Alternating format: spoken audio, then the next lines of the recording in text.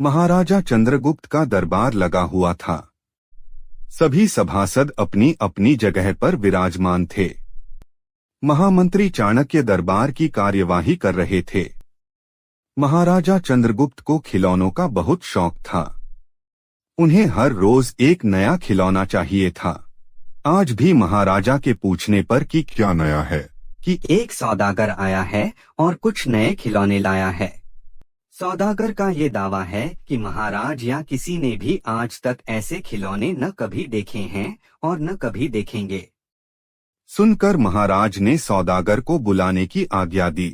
सौदागर आया और प्रणाम करने के बाद अपनी पिटारी में से 3 पुतले निकालकर महाराज के सामने रख दिए और कहा, अन्नदाता, ये तीनों पुतले अपने आप में बहुत विशेष हैं। देखने में भले एक जैसे लगते हैं मगर वास्तव में बहुत निराले हैं। पहले पुतले का मूल्य 1,00,000 मोहरे हैं, दूसरे का मूल्य 1,000 मोहरे हैं और तीसरे पुतले का मूल्य केवल 1 मोहर है। सम्राट ने तीनों पुतलों को बड़े ध्यान से देखा। देखने में कोई अंतर नहीं लगा, फिर मूल्य में इतना अंतर क्यों? इस प्रश्न ने चंद्रगुप्त को बहुत परेशान कर दिया।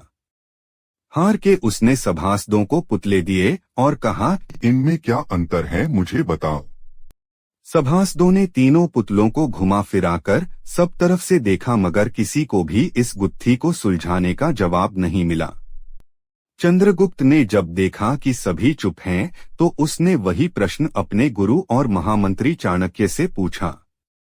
चाणक्य ने पुतलों को बहुत ध्यान से देखा और दरबान को 3 तिनके लाने की आज्ञा दी। तिनके आने पर चाणक्य ने पहले पुतले के कान में तिनका डाला। सबने देखा कि तिनका सीधा पेट में चला गया। थोड़ी देर बाद पुतले के होंठ हिले और फिर बंद हो गए। अब चाणक्य ने अगला तिनका दूसरे पुतले के कान में डाला। इस बार सबने देखा कि तिनका दूसरे कान से बाहर आ गया और पुतला ज्यों का त्यों रहा। ये देखकर सभी की उत्सुकता बढ़ती जा रही थी कि आगे क्या होगा।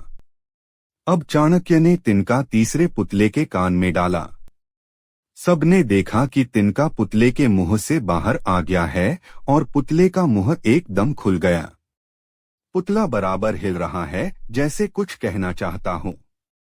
चंद्रगुप्त के पूछने पर कि ये सब क्या है और इन पुतलों का मूल्य अलग अलग क्यों है, चाणक्य ने उत्तर दिया, राजन, चरित्रवान सदा सुनी सुनाई बातों को अपने तक ही रखते हैं और उनकी पुष्टि करने के बाद ही अपना मुंह खोलते हैं।